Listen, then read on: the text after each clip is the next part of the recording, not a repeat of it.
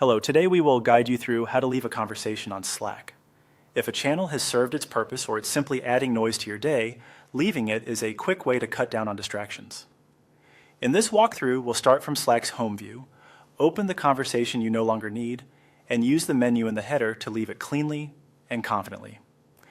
Begin by opening Slack on your desktop and making sure you are on the home view. This is the main area where your channels and direct messages are listed in the sidebar.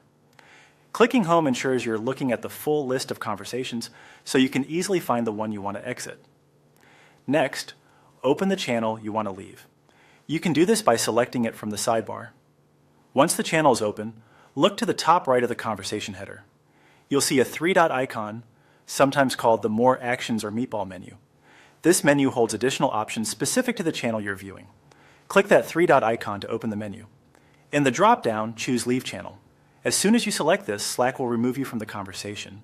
You'll see a brief confirmation note, and then the channel will disappear from your sidebar.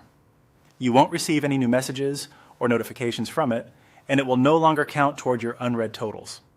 A few helpful notes as you do this: if the channel is public, you can usually rejoin it later by searching for the channel name and selecting Join, provided your workspace permissions allow it.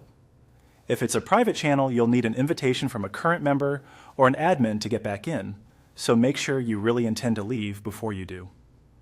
Leaving does not delete the channel or its history. It simply removes you as a participant going forward. If you are aiming to leave a direct message instead of a channel, the options are a bit different.